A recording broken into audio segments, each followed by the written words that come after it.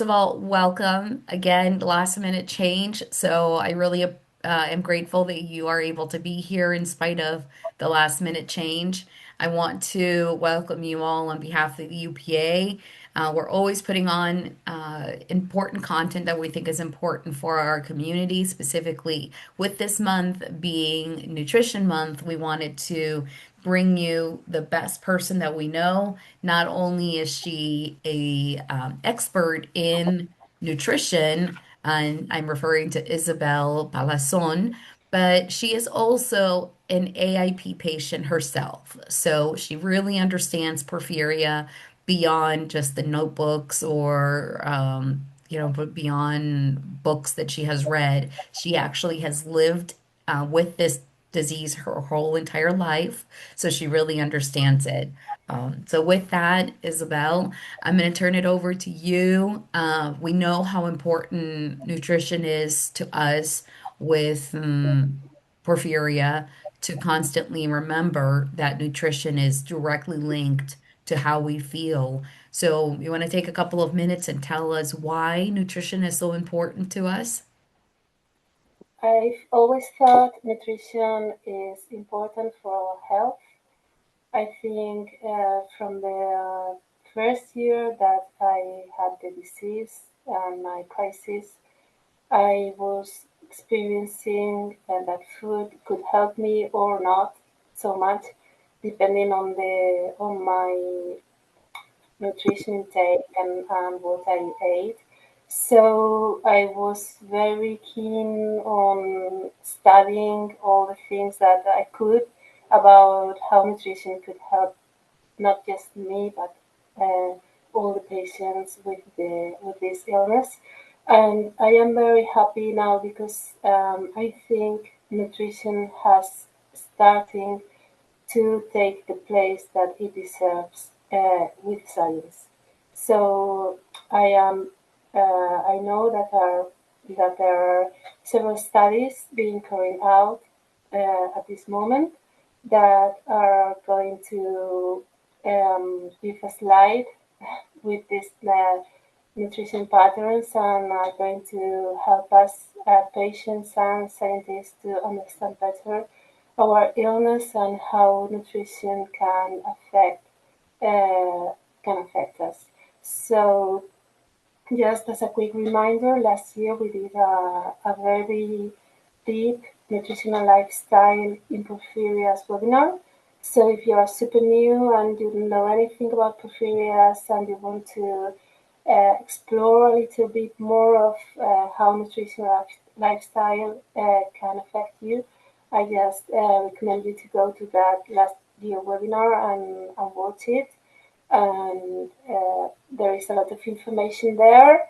I hope not to repeat a lot of that information, just to get some new and a new perspective or explain it in different ways so you can understand better your questions and hopefully understand everything a little bit better.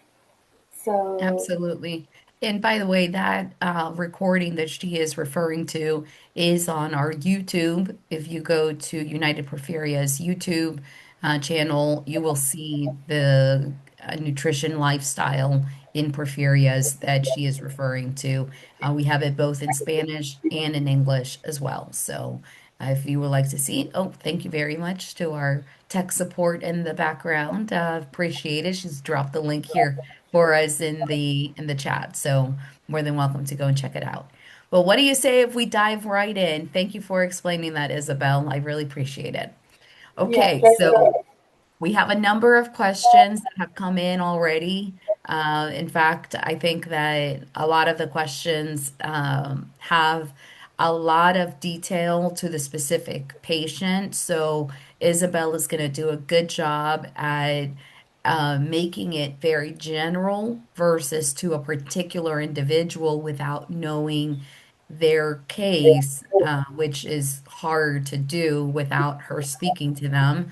So she's going to answer in generalized terms. Okay, here we go. The first question. I have heard different things about AIP and protein.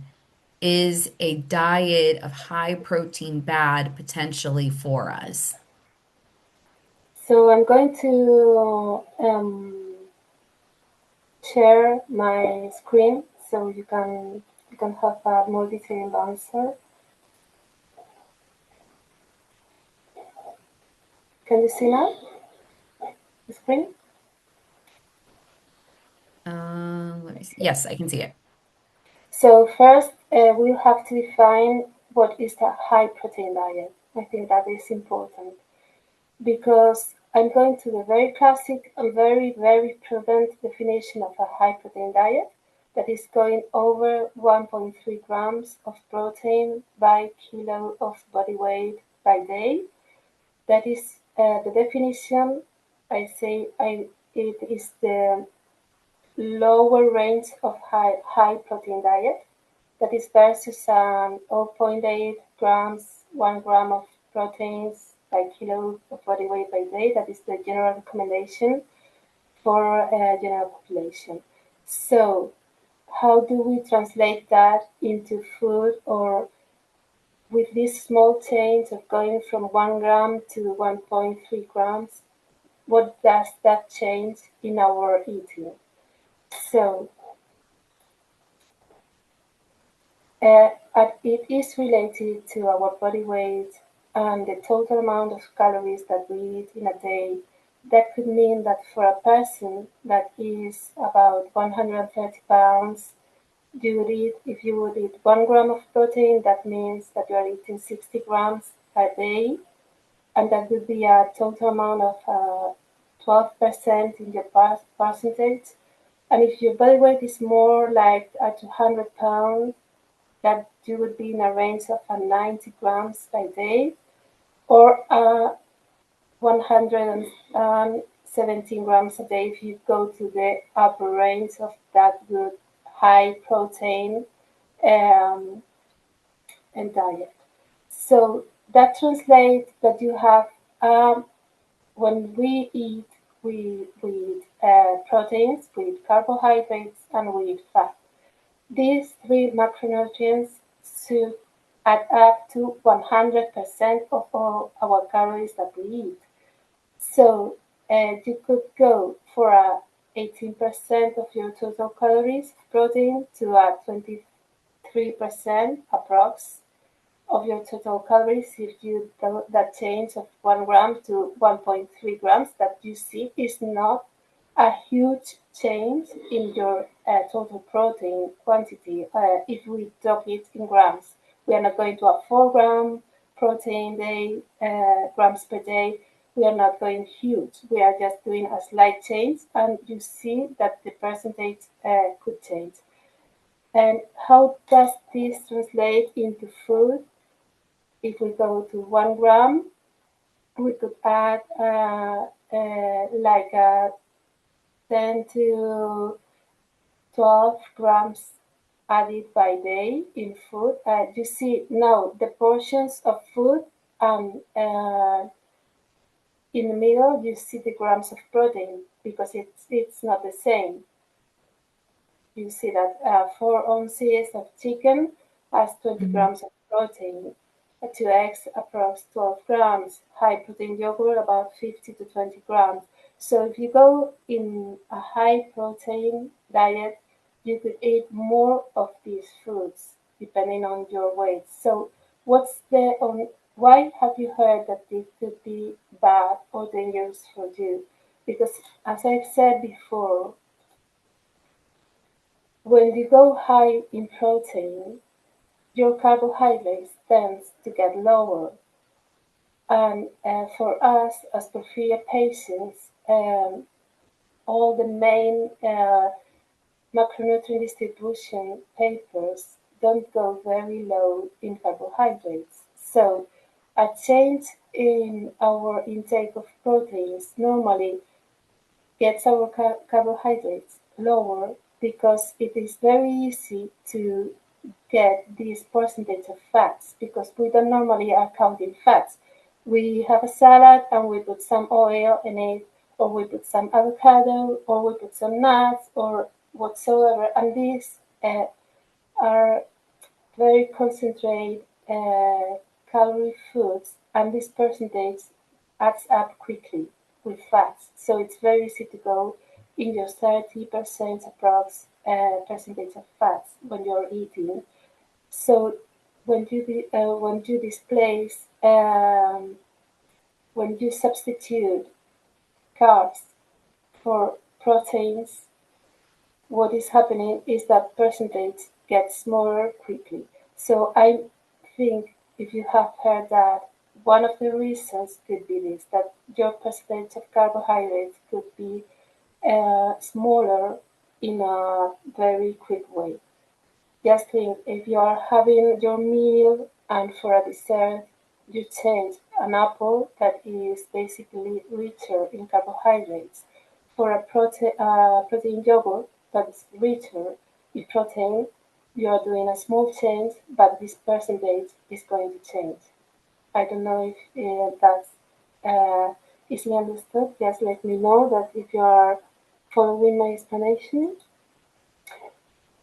And also, as I've said before, in papers, they advise us that if you are with mild symptoms, to get more into this 50-60% of your diet for in benefit of carbohydrates. Even though some authors, I think, depending on your personal state of the illness, if you are more in a stable phase of the disease, they go more in a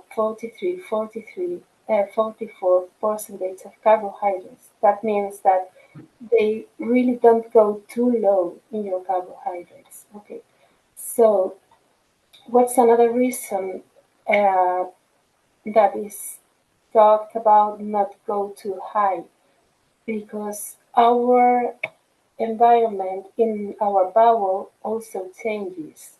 What you eat impacts on your the bacteria, viruses, and fungi that are living inside your gut. So when you change this pattern of eating and you go in a more high protein diet, one of these changes is that the bacteria that process carbohydrates go lower. So to be in a conservative state, if you are a person that you haven't had a crisis in, say, 10 years, you have a very quiet life, no stress, not anything, and you're going into a higher protein intake, you can have a bad day, a very stressful day. You could have an emotional, very emotional day when someone that you love uh, dies, and that you can process that as a healthy person without porphyria. So maybe in that state that you don't have in your plans, that happens, you will need a higher carbohydrate intake for you to stay stable. And what happens is that your bowel won't be as ready to process all those carbohydrates that you need for this big stress situation that you are experiencing. So that's why also some people is very conservative with the carbohydrate intake that you need. So if we see these bacteria sitting in a table eating all that we eat, what we are experiencing, even with a moderate protein diet, is that depending on the quality also of the protein that we eat, bacteria changes. And it is not the same to eat chicken that to eat legumes. Why? Because legumes also have complex carbs added to the protein and fiber that, for example, chicken as a main protein does not have. So all that we do with our nutrition impacts also our microbiota, that are all these bacteria that are living in our bowel and can change slightly this. what we are looking for is the most beneficial pattern for us in our worst day, I would say, in our worst situation. Also, I wanted to make you concerned that when we have a crisis or we are not feeling so good, our urine changes in color, and that is why, and that is because we are excreting these porphyrins through our kidneys, and somehow these porphyrins can damage our kidneys for some of us. So we should be also aware of this situation because depending on the authors that you consult, chronic kidney disease is a prevalent illness for porphyria patients, ranging into 20 of and 60% of the porphyria patients could be affected by this chronic kidney disease, and how this matters for us and the protein intake. So if you have a chronic kidney disease or you think something is not going so well with your kidney, you would have to ask for an individualized assessment of protein intake. This is the last reference practice guidelines for people that has chronic kidney disease. It changes a lot depending on the stage of this chronic kidney disease, the quantity and the flexibility that you have for eating protein. So it is not only because of the porphyria, but it is also because porphyria can cause additional illnesses in our body that also you would have to care about your protein intake, that it is a macronutrient that you should have in mind, that it is good to have it not very in the high range, I would say, just in the moderate range. That is the general recommendation for the general population. That I would keep that proteins intake. I don't know if it is understanding for the Yeah, patient. that's very clear. I'm thinking about certain people that I know that don't have porphyria and they do well on high protein, such as carnivore diet, but they don't have our disease. I can see why for them it's a successful one. It works for them, but it doesn't work for us because of all these other things that you mentioned specifically. I didn't even realize that it affects even our microbiomes and, all the bacteria in our gut. It goes deeper than just what we're inhaling, what's in our plate. It's everything that goes down into our belly as well. That's it. When we do a change, even a small change, uh, it is affecting our bacteria. Sometimes bacteria work for us, and bacteria sometimes work against us. Exactly. So your nutrition pattern should be the best the best that works for you.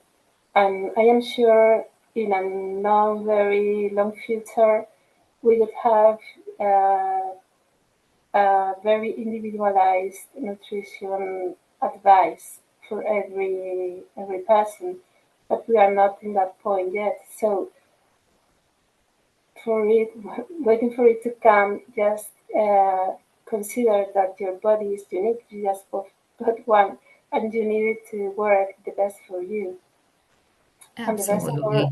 the best for us for now is to keep this in mind and to keep light with changes, I would say. Absolutely. Okay. Great. We do have, by the way, if there are any additional questions that have that you would like to ask, you can feel free to ask them here in the chat. I put that in our chat as well. We will get to these questions as soon as possible. But this one. is related to this because it's related to what we were talking about in the bowels is Isa. So we'll go ahead and we'll go into this question, okay? This question is asked by someone that's sitting here. My porphyria has caused nerves in my bowel not to work as part of my bowel, does not push food through. I have been trying to determine a diet for a long time. She was diagnosed at 35 or 35 years ago, she was diagnosed. Um, so, any specific things that you can tell a person that has been diagnosed, that has had this diagnosis for 35 years, and clearly it's affecting their bowel movements. That is not very set in Porphyria patient forums. I think it's not information that is enough said, but when we have these porphyrins in our body, something happens with our blood bowels. The blood that goes into the vessels, these Mhm. vessels go constricted. So you've got narrower blood getting into some parts of our body. So one of these parts that is affected and is that is in the literature in the papers is our bowel. So if that situation keeps for long, that that would imply that your nerves don't get enough blood, so that could be damaged. So uh, Mm, in that case, if your bowel does not work very well in your movements, I understand that you can assimilate food, but it does not move so well. You would have to try to search. I don't know. I know there are specialists in physiotherapy and also some drugs can help with bowel movements and also movement in itself, like going for a walk and doing some exercise can help our bowel to move, and also changes in the temperature, like going from cold water to hot water uh, can stimulate mechanically our bowel to help us move the food that is inside us. So, as for the diet, as your case is a special case, we would have to determine if you're eating enough fiber, and if fiber is good for your case, just not to add up some stagnant into your bowel. So I would say that for you, just Okay, perfect. trying to repair damage as much as you can, and if that damage cannot be repaired, just go into another kind of help for your bowel, like mechanical or these drugs that help to move from the inside of your gut the food uh, in another way. Okay. Anissa, do you think that that has anything to do with the amount of food that this person could be consuming? Because the amount of food could be causing this, or you don't think that that has anything to do with it? Maybe small portions always could be a better way to go, but the thing is, when you have, I don't know if you've seen anyone with facial paralysis, just make it uh, very visual.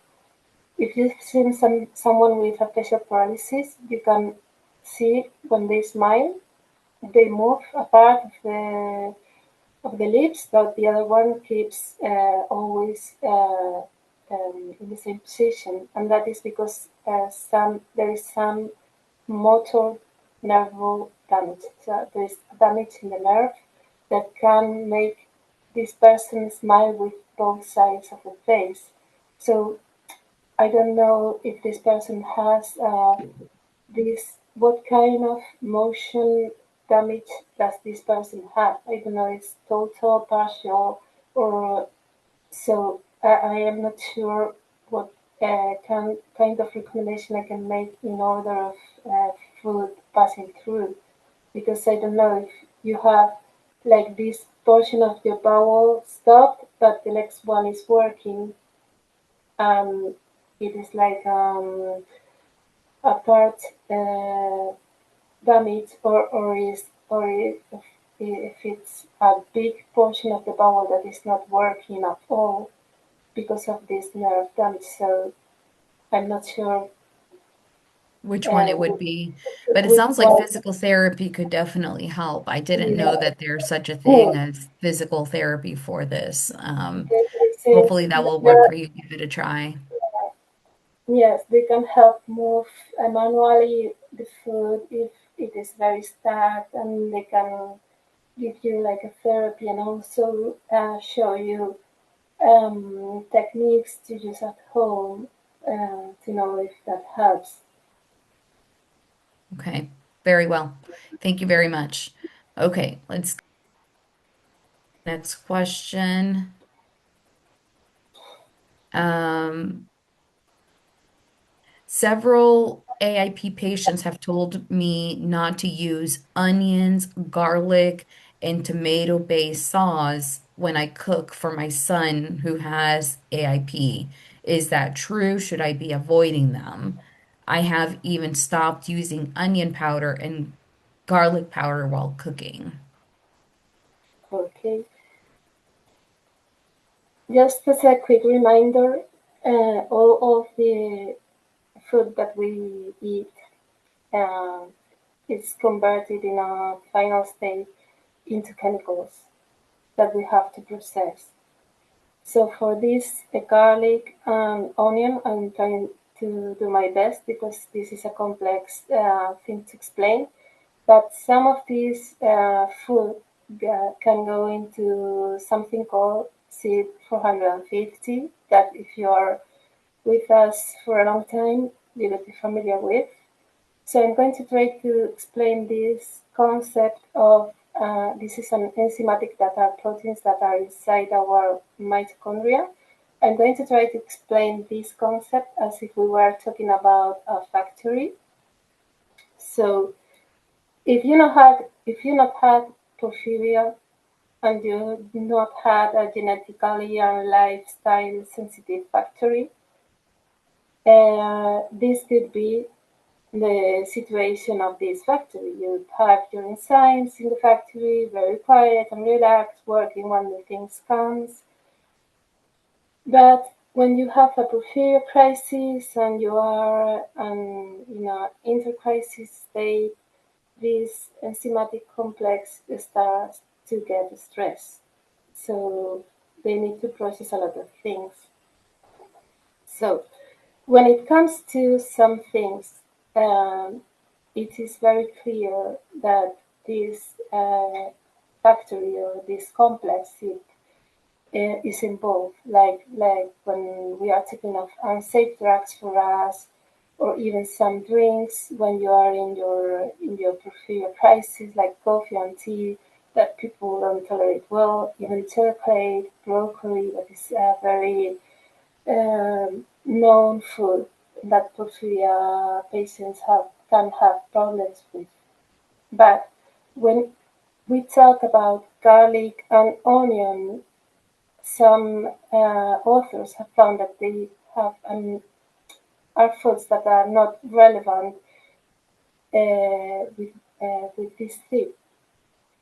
But then why? Why porphyria patients have problems with these foods? There is another complex that may have an explanation that is inside this factory that may have an explanation with garlic. Uh, uh, just emphasizing may because this is not studied for porphyria patients, that it has to do with metabolism. So this complex that is in this enzymatic factory, it is in charge of metabolizing alcohol, paracetamol, garlic, and with current evidence, onion. Okay, so when you get that overstressed because you have had alcohol or you have had acetaminophen, that could be stress and with an overactivity that can make the steam not work so well.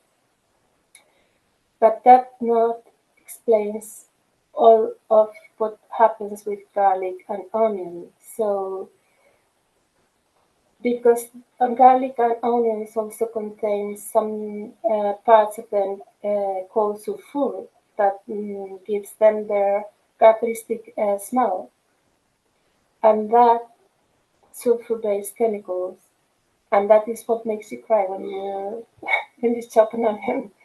That can modulate your types and signs and make your liver enter in a detoxification pathways then requires more effort.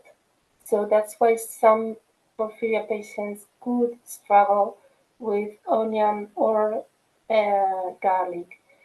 But as I always say, that is not, but that could be not a forever situation that you could not eat garlic or you could not eat onion.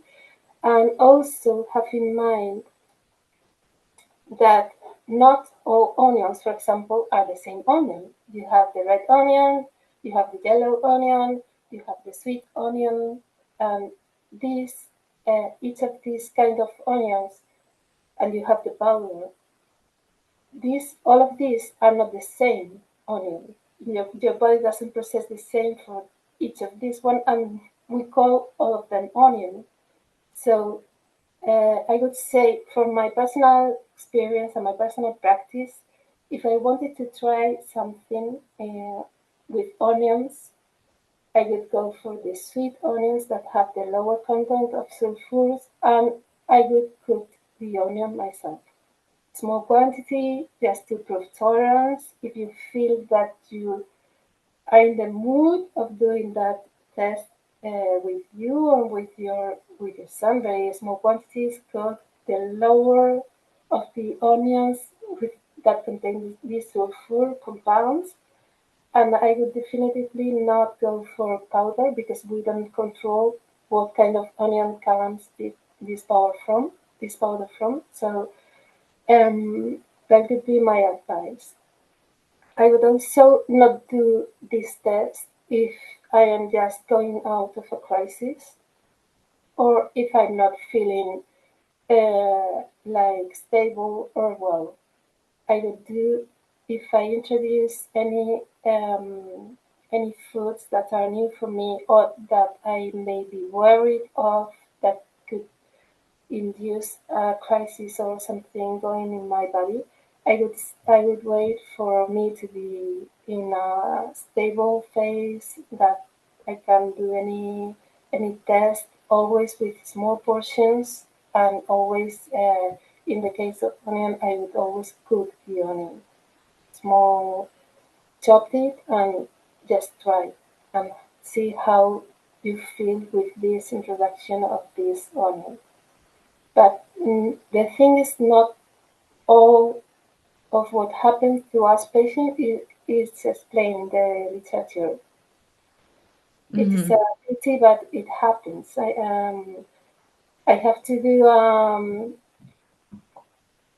scientific explaining on what's chemically happening in our bodies, but sometimes we don't have the scientific explanation of what could be happening.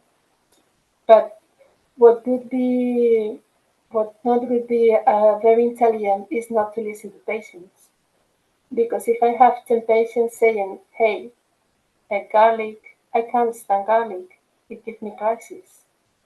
So why are you not going to listen to patients? If they are saying that, you have 10 patients saying that garlic is provoking them crisis. So the thing that you don't find that food in the literature doesn't mean that it's not real for patients that they have a problem with garlic, like, let's say. So let's listen patients, let's listen what they say and what they have to say about foods. Let's understand also that not all the patients are in the same state. Just to contextualize this, I would say when I was in my worst, uh, in the worst of my health state, when I had my crisis, I couldn't even stand the smelling of coffee. Oh, If wow. someone if someone was making coffee at home, I was like, oh my god, I'm going to with vomiting and nausea, horrible. And now that I am stable, I am a coffee drinker. So what has changed is my metabolic state and the capacity of my liver to process foods without all the amounts of porphyrins accumulating in my body. So just for you to give some hope that you are not going to be all your life without eating, I don't know, onions or garlic or whatsoever. So when your metabolic states improve, also your liver healthiness improves too. Got it. So how long has it been for you that you have been without any flares, Isabel? It's I would say 18 years now. 18 years. 18 years. So do you do a lot of tracking to see how your body reacts then to a certain food? Because that's what I'm hearing, that we have to track, try something or we chop it ourselves. Like you said, don't just trust the label, but chop it yourself. See what actually works. The amount that you put in matters. Even the variety of the food, because to me it is very amazing that um, I could eat a fish, you say sardines, I could eat bluefish, and nothing happens. And next week, in the same fish shop, it buy the same fish, and that thing wasn't the same for me. Right. So, what has happened in between? I don't know. It could be my hormones that are different a week. It could be that I have slept a bit worse.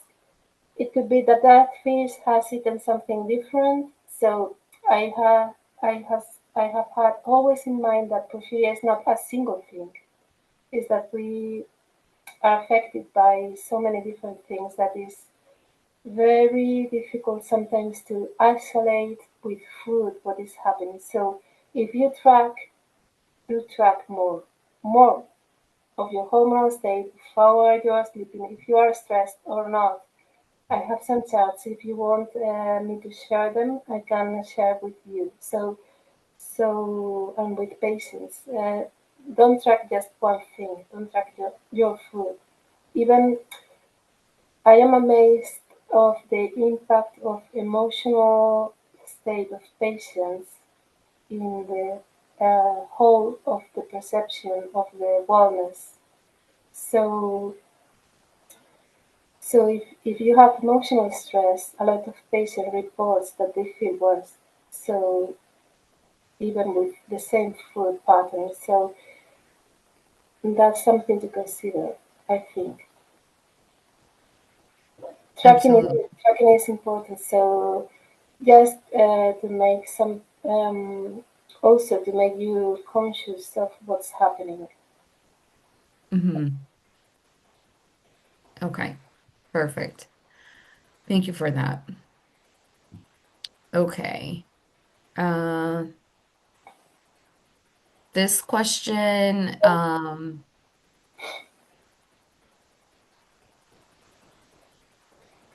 going back to one of the questions that someone in this group asked, we have time, and I know we have a smaller group, so I'm going to go off script, and I'm going to have Joni. Do you feel comfortable, Joni, speaking into your particular Sure, case?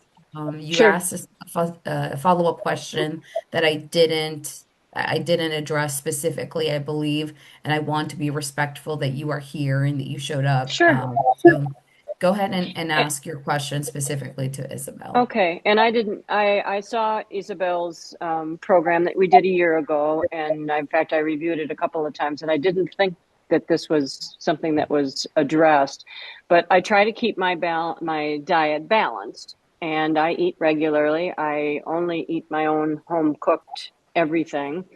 But after about 4 hours, I start to not feel well. I get kind of shaky, and there's almost an urgency for me to eat.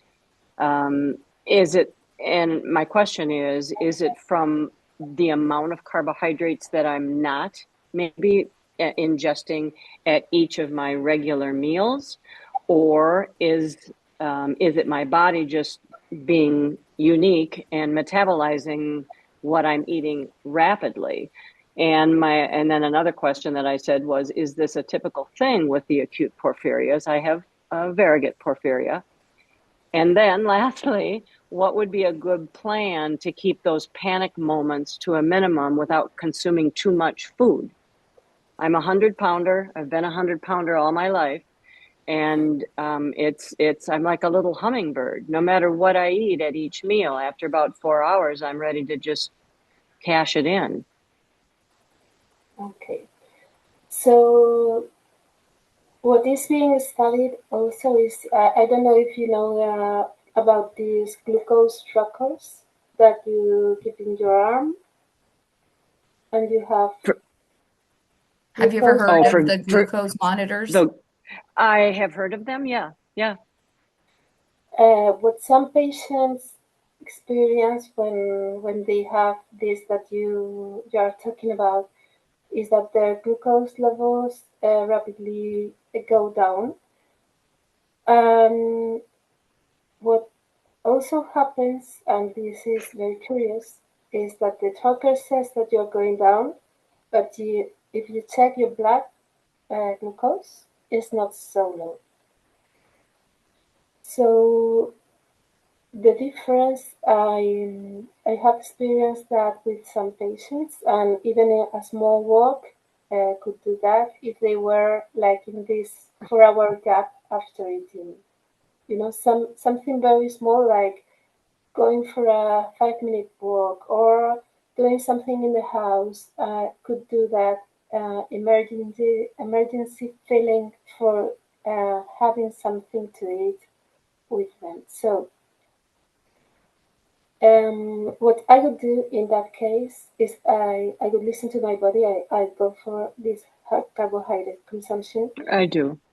I don't know if you tolerate well like dates or raisins or what I used to do is to pair something with glucose, fructose, and something else like a protein and or a fat, a healthy fat. So what um, what usually works is to like to have some fruit, like this concentrated fruit. It is not a big portion. It's just like 2 days, and you can have some nuts paired with them, so that would give you a little spike with a stable glucose because you've got the spike for the glucose and fructose, and you've got the nuts that keep you stable for a while. And also it could be a protein yogurt with those dates or something that just keeps you relatively full, is not so high in calories, but gives you that spike that your body, for whatsoever reason, is searching for.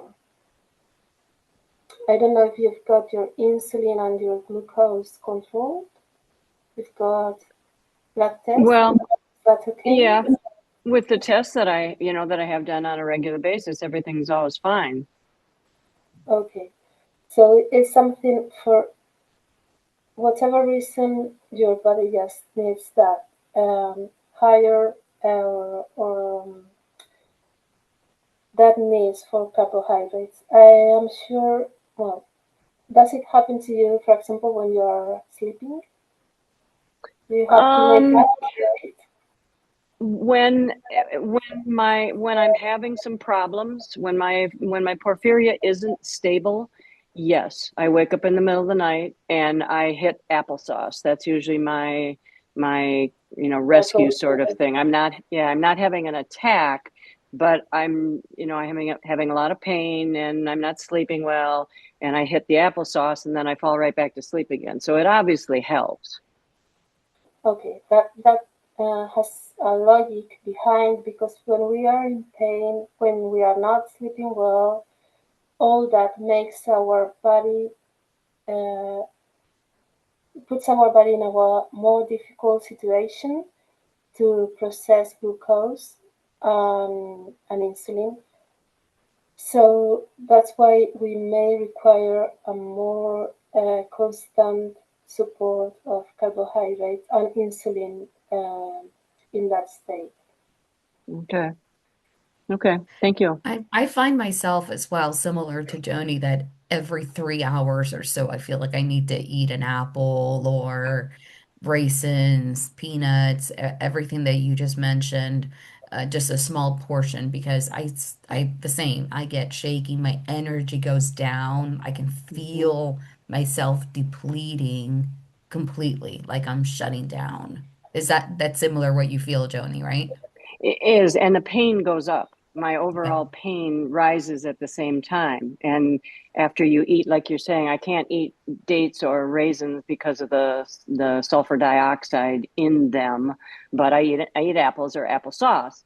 And not only does the panic subside, so does the pain. So they're That's linked somehow. that's it. Because when we are in that state, I have some. I think I have some of that in here. Just let me.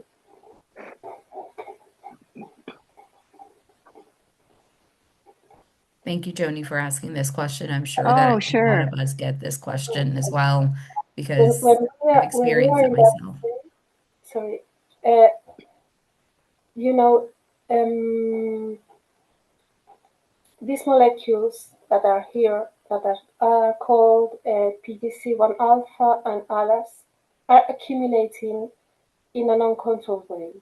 When we are in a state of myopathy crisis or not so good day for our health, these molecules start to accumulate.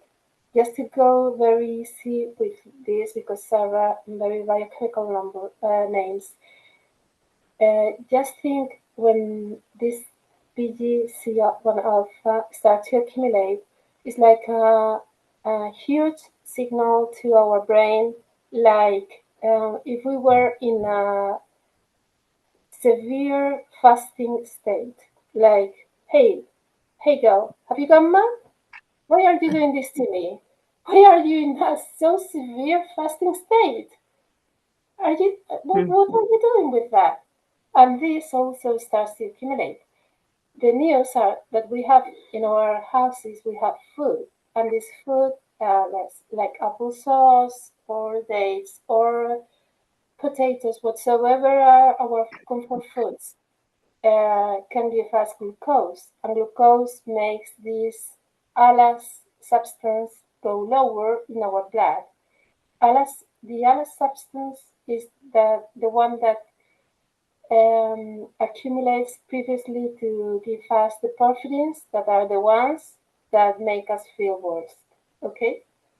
So you've got this substance that is like the creator of the substances that are going to make us feel like shit, like vomiting, like very tired, like nausea, the pain. all that things comes from these allies. And these other things that is warning or is putting our body in a like a shock state that is making our brain think that we are have gone mad can be shut off with insulin. That insulin spikes when we eat. So if we have low glycemic foods, we have this small glucose spike and small insulin spike. But when we are in that state, what our body is looking for is like a turn off interrupter that says this person is not anymore in a fasting state, so we can relax. And we get that with the food that we eat, that is the applesauce or the dates, or you need to say your body some in a very basic way, home way, that you are not doing something wrong. That is just Mhm.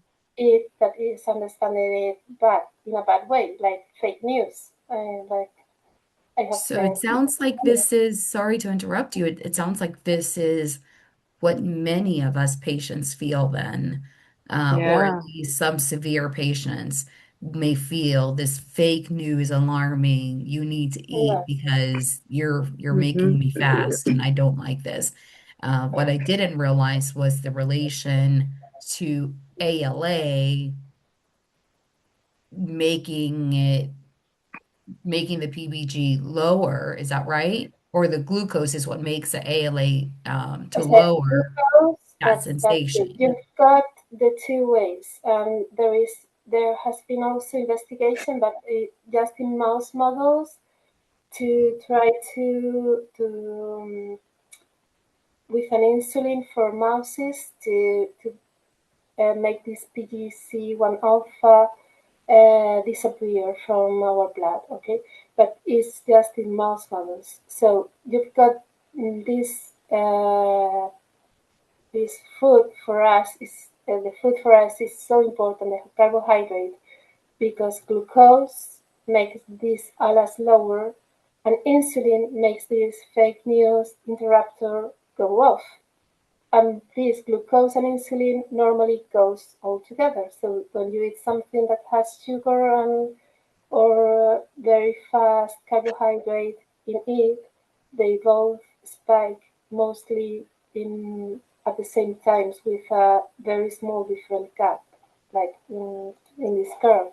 You've got the glucose spike, and then immediately, if your pancreas works well, the insulin spike. That is your like the signal the body's waiting to relax. To say, okay, we've done it. We've put off the interrupter of the fake news. Yeah.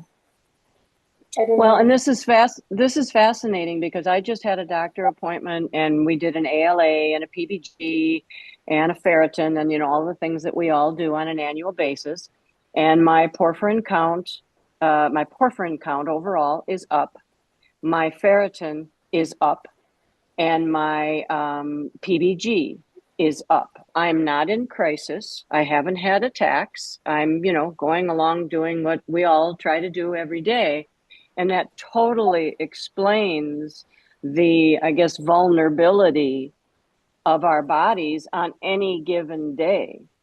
Because I say to Yes. myself, I've been fine for months and all of a sudden I'm not fine. Why am I not fine? But our bodies, which I didn't really understand, fluctuates on a regular basis. So our reactions to these, like the graphs and stuff that you're seeing, the whether it's during an attack or just a rough day, how that changes and how these foods now are different. I mean, they react where we react differently. That's fascinating. Mhm. And including our hormones, like you mentioned, Isabel, that Yeah. blew my mind that even our hormones can impact it very differently. This has been, I think, the biggest takeaway of today's Yeah. session. and that is that our bodies, we may not understand what is happening because it's Right. clearly fluctuating every single day. It's clearly reacting to many different things. And the graph, Isabel, that you showed of how each food item is associated with a particular, like the coffee, the apple, all of this is Yeah. associated to a specific number, and how that is processed through our microbiome and how all of that affects. That was a huge eye opener for me Yeah. because Yeah. you Me don't too. realize that. Yeah. Thank Yeah. you, Isabel. This was fantastic and I got phenomenal. We got through not even 15% of the questions that people have for you.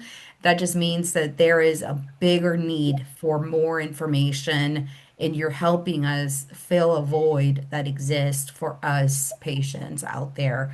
So I will put this out there. This is not what Isabel, why she has volunteered to do this. She has done this out of the abundance of her heart, but she does see patients one on one if anyone is interested in seeing her, where she's able to coach you and get you to understand what happens in your body day to day, and through multiple assessment is able to actually help you with understanding your even blood tests that you would need to see in order for an information to be made, and a specific plan, strategy that could be made for you. So, Isabel, thank you. We are at the top of the hour, so we're going to plan on wrapping up. And anyone else that has any additional questions can get them over to the UPA. We will plan on having another one of these because clearly we still need more information. I see Joni shaking her head saying, yes, we need more. And I agree. Isabel, we need more. We need more of you. So thank you so much. Would you like to give any parting words before we part ways, Isabel? I think the most important thing for a porphyria patient is to listen to his or her body signals because your body is talking to you. The other thing is that you can understand your body and how it talks to you, and that even me, I have uh, these bars at work. I always keep food with me because if I feel very stressed, a bad day, I haven't slept, and then this sensation of immediate carbohydrate intake is also talking to me. So it's not um, it's not that we are crazy, and it's that we need carbs. So and also tell patients that there are some medications that um, make you ignore this talking to your body talking to you, and you should be concerned of this too. So sometimes patients have to take medications and they aren't aware of what body that their bodies are telling to them. So this is also like an added problem because they don't have this awareness of the need of carbohydrates, and this could make it even worse. So I'm happy to share the presentation and all the papers behind the presentation if you need them. And also, I hope if you don't understand something, just ask United Porphyrias, and I will try to explain it at the most simple and understandable way that it can be done without listening the science behind it, for you to understand better the processes and don't take like a bad decision for you in order Absolutely. to eat according to our illness, and always to have a best health response, I would say. I think your graphics speak so well for themselves as well, Isabel, because they are. what really make us capture what you're saying and explain in a very simple way that we are not, like you said, crazy, that we are experiencing these things. And thank you for that message that we should listen to Yeah, our bodies. Our bodies are consistently telling us something. And oftentimes we are told, you can train your body. You can't train porphyria as we have learned. So, that's learning about this just really validates who we are as individuals to the core. Thank you, everyone, so much for being here today. I really appreciate it, Isabel. My bow down to you, my friend, for another wonderful lesson and opportunity to learn from your brain. So thank you so much and looking forward to having you on the next one. Please go online at porphyria.org. We have a lot of not only connect ups happening where we have ways for you to connect with our community, but also many different events such as these to ensure that we're constantly educating our caregivers and our patients as well. So stay in touch with us as we will with you. Thank you so much. Love you thanks, Thank Miss. guys. you. Bye.